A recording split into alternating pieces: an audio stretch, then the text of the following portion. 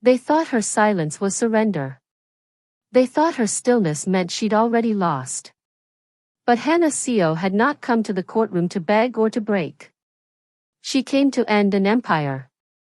Hey, before we dive into this gripping story, please like this video and listen to my story till the end, and let me know which city you're listening from in the comments. That way, I can see how far my story has traveled. For 3 days, Hana sat at the edge of defeat in that cold courtroom in Seoul, watching her billionaire ex-husband, Daniel Han, smear her reputation into dust. Not once did she flinch. Not once did she interrupt. She just sat there, motionless. Calculating. Daniel's legal team had 5 attorneys, 5, circling like sharks, feeding off her supposed silence. And sitting beside him was Lena, his 24-year-old influencer girlfriend, twisting her diamond bracelet like she was auditioning for sympathy. Cute. In the gallery sat executives, family members, even investors, Korea's tech elite, all there to watch Hana burn. But she didn't scream. She didn't plead. She didn't even blink. People thought she was grieving the end of her marriage. No. Hana wasn't mourning. She was waiting. She was waiting for a single question. Because the moment that question was asked, everything, the company, the reputation, the fortune, would shatter like glass. Let me take you back to the beginning, where the real story started. Because this wasn't just a divorce. It was justice. What would you have done in Hana's place so far? Would you stay silent or fight back right away? Let me know in the comments, I read every one. We rewind to 9 years earlier. Daniel Han was just another rich heir with a failing startup and a mountain of pressure on his shoulders. His AI company was a flashy idea, running on fumes and ego. He needed money. He needed a miracle. What he found was Hana Seo. She wasn't like the women who usually flocked to him. Hana wasn't impressed by his tailored suit or his last name. She was the daughter of a professor and a cellist, sharp, grounded, and light years smarter than he could dream of being. Daniel tried to charm her with tech talk. Big mistake. She corrected him, gently, not to show off, but because she cared about truth. And her truth? She had already solved the exact algorithmic nightmare his company was drowning in. Her thesis, quiet, brilliant, had already been published in global journals, under her ID number, not her name. She wanted the work to speak louder than her name. She never guessed someone else would try to erase her from it entirely. 1 month later, Daniel told her, "This is genius." From the outside, they were Korea's golden couple. Daniel Han, the visionary tech founder. Hana Seo, his elegant, intelligent wife. They were everywhere, magazines, interviews, awards. But behind the velvet curtain of success, Hana's name disappeared. And Daniel made sure of it. Remember to hit that like button if you're still here, and drop your city in the comments. I want to see where this story is reaching. For the first 2 years of their marriage, it was a true partnership. Hana's algorithm became the backbone of Daniel's company, Novamind Technologies. Her work changed lives, AI that adapted to students, gave rural children access to elite education, supported aging patients through digital companions. But at the Asian Tech Summit in Singapore, everything changed. Hana sat in the crowd, smiling, hopeful, until Daniel stood on stage and called her breakthrough his own. Not a single mention of her name. Not even a nod. Just her words, her ideas, coming from his mouth. That night in their hotel room, she asked, "Why didn't you credit me?" He didn't even look up. Investors don't trust companies where the founder's wife is the genius. It's about confidence. Optics. Besides, we're a team. What's mine is yours. He laughed. She smiled. But something inside her shifted. From that day forward, she documented everything. Every line of code. Every contribution. Every time he took credit. Every time he ignored her warnings. At first, she told herself it was scientific discipline. But deep down, she knew. She was preparing for something she didn't want to admit yet. Have you ever had someone take credit for your work? How did it feel? Drop your story in the comments, you're not alone. When Hana got pregnant in their 5th year of marriage, she thought maybe, just maybe, it would bring them closer again. But Daniel was too busy expanding into China. She begged him to stay when complications emerged. He said, "The company needs me. You'll be fine. Just rest." She lost the baby alone. Her mother held her hand. Daniel sent flowers, signed by his assistant. 3 days later, he returned. Not to hold her. To ask if she'd be ready for a press conference. "People love a human touch," he said. Devoted CEO, tragic loss, loyal wife. It's good PR. Hana stared at him, hollow. Something in her broke, but not loudly. Not with screams. Quietly. Permanently. She returned to work. She coded. She led her team. She grieved in silence. But she never stopped building, not the algorithm, not the evidence, and not her resolve. She thought betrayal couldn't cut deeper. Then she discovered the affair, and something even worse than cheating. Part 3 will break your heart. Don't miss it. If losing her child in silence wasn't enough, Hana was about to learn that betrayal has layers. Layers of lies. Layers of stolen credit. And now, layers of infidelity. And hey, if you're still with me, take a second to like this video and tell me in the comments where you're watching from. I love seeing how far stories like Hana's can travel. She noticed it first in the budgets. Tiny discrepancies. Missing funds. Promised resources that somehow vanished. Hana, ever the mathematician, traced the numbers like puzzle pieces, and what she found wasn't just shocking. It was criminal. Money funneled into offshore accounts. Fake companies with empty names. Research funds disappearing into luxury properties in places she'd never even visited. Daniel wasn't just stealing her recognition. He was stealing from their company. From investors. From everything they'd built. And then, came the email.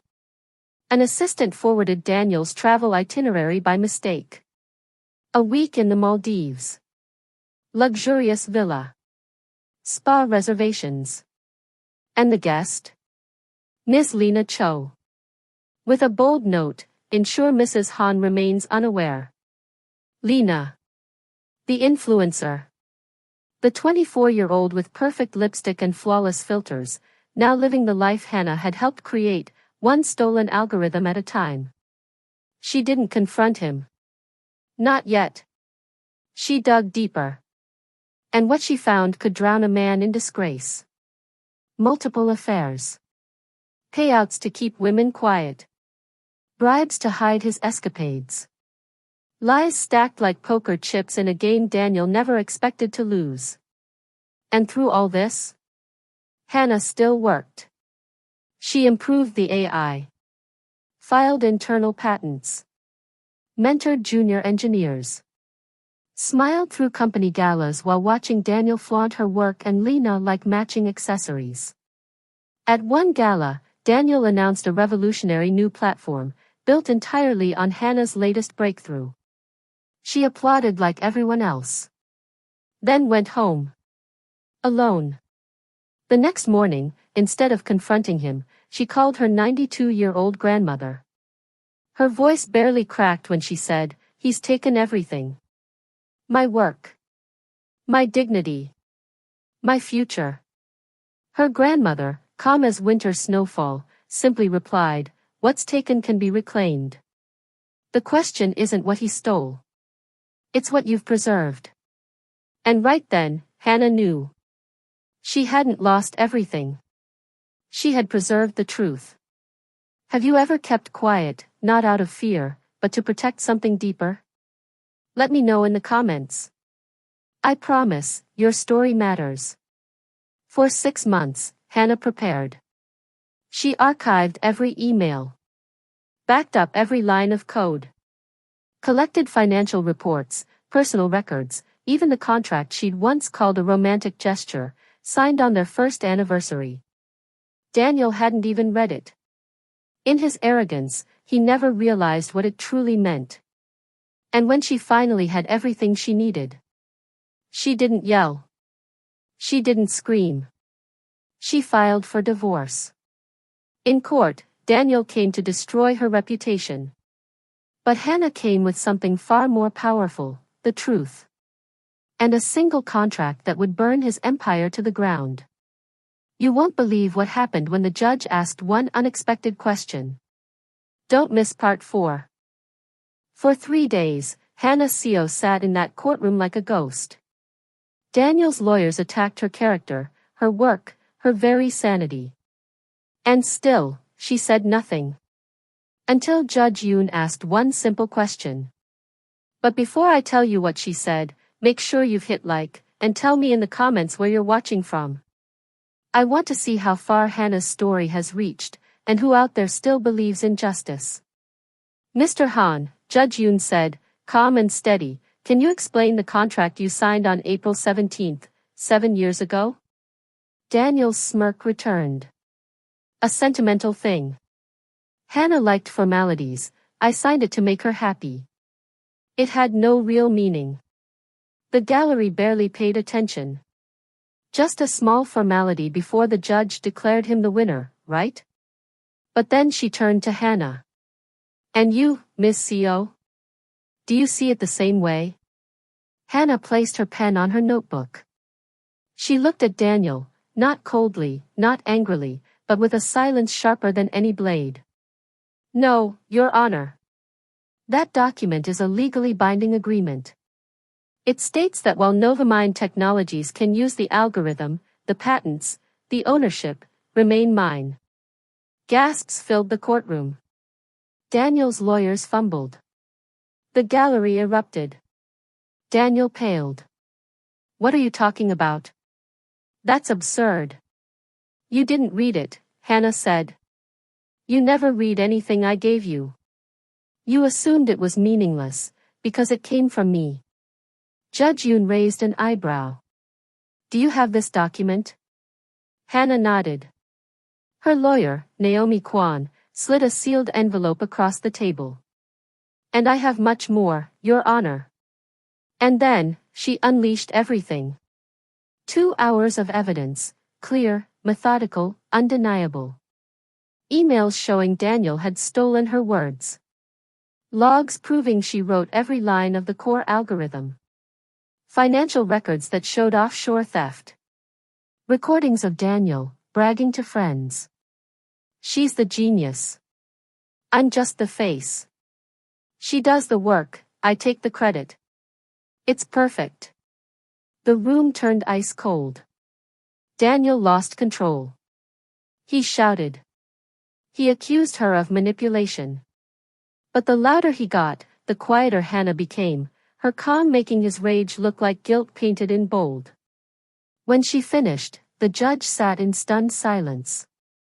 Finally, Judge Yoon asked, You had all this from the beginning. Why wait? Hana looked at her. And this time, her voice trembled. Not with fear, but with the weight of generations. In our culture, we are taught to protect our husband's dignity. Even when it costs us our own. I needed to give him every chance to choose truth. To choose honor. But he never did. So I let his actions speak for themselves. If this moment gave you chills, you're not alone. Would you have waited like Hana? Or spoken up earlier? I want to hear your thoughts in the comments. Judge Yoon stood.